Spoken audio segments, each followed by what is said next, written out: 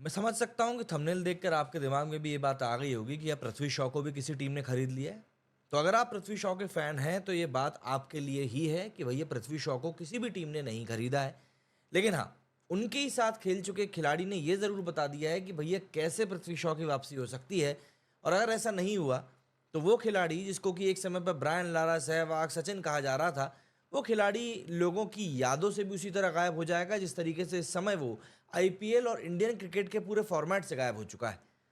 तो जी सवाल यहाँ पर ये उठ रहा है कि क्या पृथ्वी शॉ का करियर खत्म हो चुका है? क्या वो वापस अपनी पुरानी फॉर्म में नहीं लौट पाएंगे? या फिर ये सिर्फ एक once in a promising talent वाली स्टोरी बनकर रह जाएगी? दरअसल 2018 के अंडर 19 वर्ल्ड कप को हम अगर याद करें तो पृथ्वी शॉ ने इंडिया को ट्रॉफी जिताई थी, जैसे वो अपने मोहल्ले की गली क्रिकेट को मैच जिता रहे हो। कैप्टनसी, बैटिंग टॉप क्लास थी, सब कुछ इतना शानदार था कि ऐसा लग ही नहीं रहा था कि यहां पर कभी डाउनफॉल आ सकता है। डेब्यू भी देखो, टेस्ट क्रिकेट का पहला मैच ऑस्ट्रेलिया के अगेंस्ट सेंचुरी, मतलब लिटरली ये एकदम टॉप लेवल का सिनेमा था। डॉन ब्रैडमैन के साथ में बंदे का कंपैरिजन होने लगा, एकदम नेक्स्ट तेंदुलकर का टैग मिल गया। ऐसा लग रहा था कि इस बंदे को क्या कोई रोक पाएगा। फिर क्या हुआ? बस अंडर 19 वर्ल्ड कप जीतने के बाद शॉ का करियर नेटफ्लिक्स सीरीज के जैसे टर्न ले लिया। पहला सीजन काफी धमाकेदार रहा और दूसरा सीजन में स्लो हुआ और तीसरे में से तो मतलब आप ये मान लीजिए कि ऑडियंस ने इसको देखना ही छोड़ दिया। सवाल उठा कि आखिर शॉ ने क्या गलतियां करी। सबसे पहली प्रॉब्लम तो इनकी इंजरी से थी। पहली इंजरी हुई 2018 के ऑस्ट्रेलिया टूर पे ही, एंकल इंजरी, और बस वहीं से बंदे का डाउनफॉल शुरू हो गया। फिट होने में टाइम लगा लेकिन कमबैक की कोई कंसिस्टेंसी नहीं रही। इसके अलावा डिसिप्लिनरी इश्यूज भी आ गए। इस बंदे का डिसिप्लिन उतना ही वीक है जितना कि पाकिस्तान के मिडिल ऑर्डर की बैटिंग।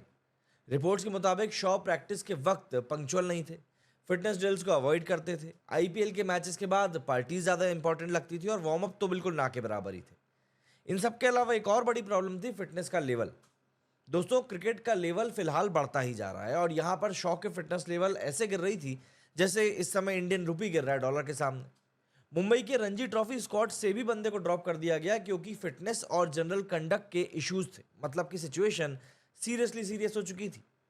ऐसे में शशांक सिंह ने अपनी दोस्ती का फर्ज निभाते हुए बोला कि शॉ को बेसिक्स पे ज्यादा वापस जाकर फोकस करना पड़ेगा, फिटनेस और वर्क एथिक के ऊपर काम करना पड़ेगा, और अगर वो अपने डिसिप्लिन पे ध्यान दें तो वो फिर से टॉप के प्लेयर बन सकते हैं।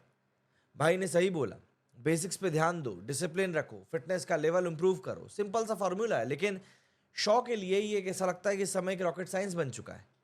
ग्रेग चैपल ने तो डायरेक्ट ही लेटर लिख दिया था शॉ को। लिखा था कि सेटबैक सबके करियर में आते हैं और एक करियर का पार्ट भी होते हैं। डॉन ब्रैडमैन भी एक समय पर ड्रॉप हुए थे लेकिन कमबैक उन्होंने भी किया था। मतलब भाई चैपल को लगा कि एक मोटिवेशनल लेटर से शॉ का करियर को वो रिवाइव कर सकते हैं। लेकिन हम तो जानते हैं ना कि ये मोटिवेशन थोड़ी मतलब थोड़ी देर के लिए रहता है और उसके बाद फिर से वही पुरानी कहानी शुरू हो जाती, वही पुरानी आदतें सामने आ जाती। शॉ को आईपीएल के मेगा ऑक्शन से किसी टीम ने पिक ही नहीं किया। मतलब शाहरुख खान अपनी केकेआर के लिए बड़े बड़े रिस्क लेने के लिए माने जाते हैं, लेकिन उन्होंने भी शॉ को खरीदने का जिगरा नहीं दिखाया। मतलब शॉ की वैल्यू अब इतनी ज़्यादा गिर चुकी है जैसे कि क्रिप्टो मार्केट क्रैश के टाइम पर नीचे करता है ना, वैसे। अब जब टी20 फॉर्मेट में टैलेंट के लिए इतनी भूख है तो शॉ को आखिर किसने इग्नोर किया होगा? भाई टीम्स को लगा कि फिटनेस इश्यूज हैं, डिसिप्लिन के इश्यूज हैं, इनकंसिस्टेंट परफॉर्मेंस है, तो फिर इसके ऊपर टाइम और पैसा दोनों ही क्यों वेस्ट किए जाए?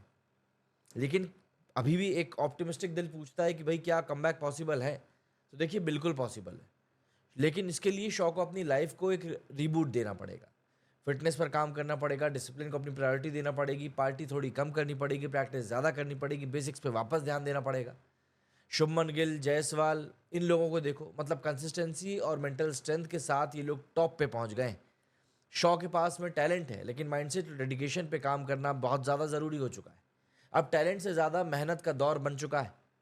तो ऐसे में बात यह जाती है कि शॉ की कहानी का अब क्या होगा। तो देखिए, शॉ के पास में से दो ही रास्ते हैं, या तो अपनी गलतियों को सुधार कर कमबैक करे या फिर दूसरे अनफुलफिल्ड टैलेंट्स की लिस्ट में अपने नाम को शामिल कर ले। और ये शॉ के हाथ में ही है कि वो अपनी कहानी का हीरो बनना चाहता है या फिर ट्रेजिक साइड कैरेक्टर बनना चाहता है। क्या वो कमबैक कर पाएगा या फिर करियर वहीं खत्म हो जाएगा, ये सब कुछ टाइम बताएगा, लेकिन ये सब कुछ फिलहाल तो पृथ्वी शॉ के ही हाथ में है। तो दोस्तों, आपको क्या लगता है, शॉ का कमबैक होगा या फिर ये एक बस एक कहानी बनकर रह जाएगी? कमेंट सेक्शन में अपने थॉट्स को ज़रूर बताइएगा और अगर वीडियो पसंद आया तो लाइक ज़रूर करिएगा, शेयर ज़रूर करिएगा और चैनल को सब्सक्राइब भी कीजिएगा। तब तक के लिए मेरे इस वीडियो में फिलहाल इतना ही। जय हिंद, जय भारत।